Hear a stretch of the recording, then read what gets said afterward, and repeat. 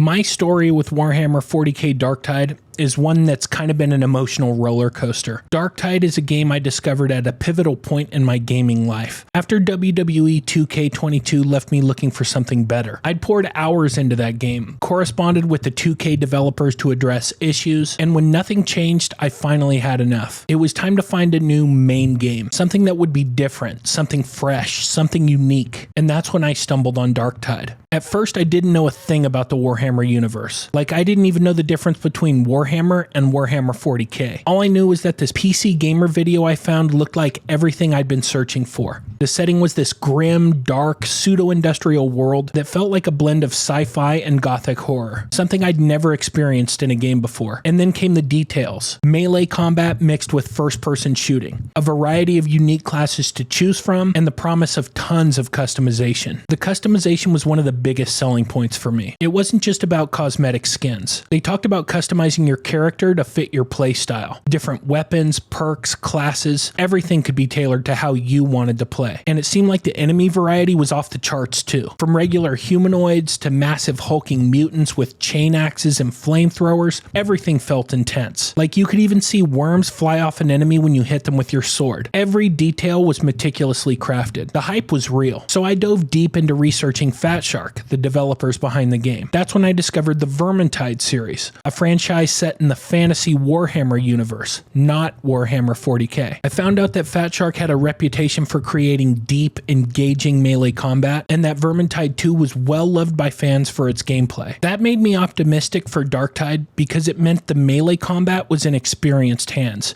And judging by my experience with first-person shooters, the PC Gamer preview video showed that the shooting mechanics looked crisp, and the necessary attention to detail to craft a first-person shooter that felt great was there. But here's the catch. The more I researched, the more I found out that Fat Shark had a habit of under-delivering at launch. I saw countless Reddit posts warning me to expect an incomplete experience, with the promise of updates slowly improving the game over time. And that's when the first red flag hit. The game got delayed. The original launch date was September 13th, 2022, and the game got delayed till November 30th, 2022. Now, most gamers know that delays are generally a bad sign, but I still held on to hope. I thought maybe they were learning from their reputation, wanting to deliver an exceptional launch experience. I thought the delay meant more time to add features and polish systems. I stayed hopeful. I also applied to be a part of the Darktide creator program. My channel was tiny back then. I don't even think I had 250 subscribers. I was just starting out. I didn't expect to get chosen, but I did. And that made me even more hyped for the game. Being a part of this creator community and getting access to exclusive updates and art assets felt like a huge honor. Then came the closed beta in October 2022. Man, I played the hell out of that beta. Almost 50 hours in one weekend, no joke. And everything I'd seen in that original PC Gamer video came to life. The combat was visceral and fun, the missions were engaging, and it felt like the game I was waiting for was finally within my grasp. Then came launch day, November 30th, 2022.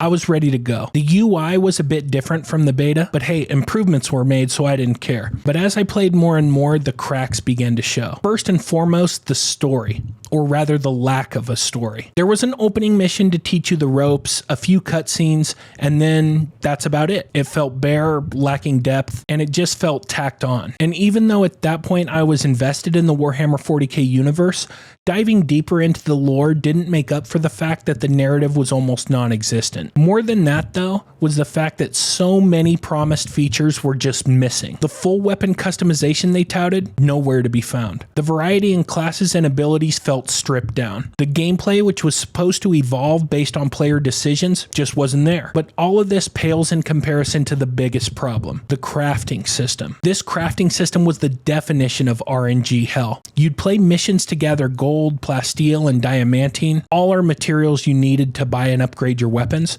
but the catch, the perks and blessings for each weapon were randomly generated. You couldn't even change them, and they were all tied to a base stat system that was, you guessed it, RNG based. So what that means is that even after hundreds of missions, you were constantly rolling the dice to get something decent. It didn't matter how much time you put in, you could get stuck with subpar weapons forever, and many people did. Now I want to make something clear. The actual combat was incredible. The AI director, which controls the spawn and behavior of enemies, was probably the best I've ever seen. Every mission felt different because of it. As promised, Fat Shark delivered melee combat that was unmatched. And for a developer to pull off first-person shooting as well as they did, while already mastering melee mechanics, hats off to them. But everything outside of combat felt like a slap in the face. And the icing on the cake was when they added a premium cosmetics store. You're sitting there with a broken crafting system, trying to play your way to earn good gear, and suddenly they're trying to sell you premium outfits. It felt like a betrayal to the loyal players like me who were sticking around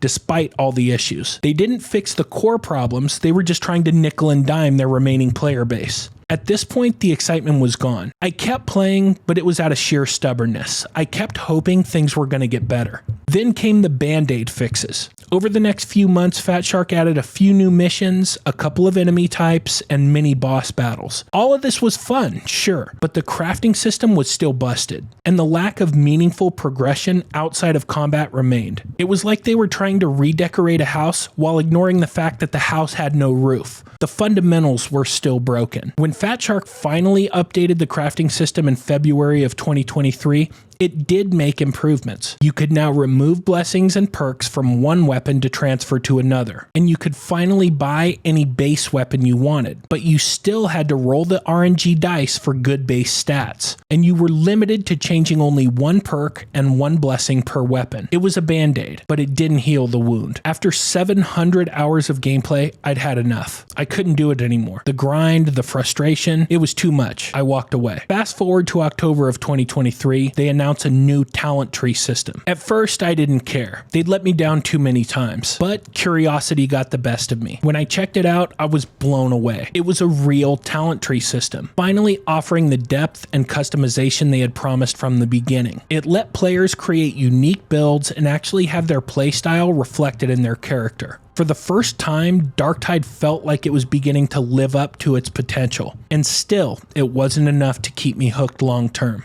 Then came the Unlocked and Loaded update in September 2024, and everything changed. Fat Shark finally did what they should have done from the start. They revamped crafting entirely. No more RNG perks and blessings. You could finally craft the weapons you wanted, customize them to your heart's content, and take your gear from its base state to its maximum potential. It's like they finally understood what we wanted all along. So here we are today. After nearly 2 years, Darktide is in the best state it's ever been. The gameplay loop is satisfying, the missions are varied, and with the crafting system finally fixed, you can enjoy the game without the endless grind for weapons. The game still has a ways to go in some areas, but it's now something I can wholeheartedly recommend to anyone looking for a great horde shooter with deep lore and incredible combat. If you walked away from Darktide like I did, or you never even gave it a chance, now is the time to dive in, because finally, Fat Shark got it right. I guess all those people on Reddit who warned me that Fat Shark would not deliver at launch, but that eventually the game would be in a great state, were right.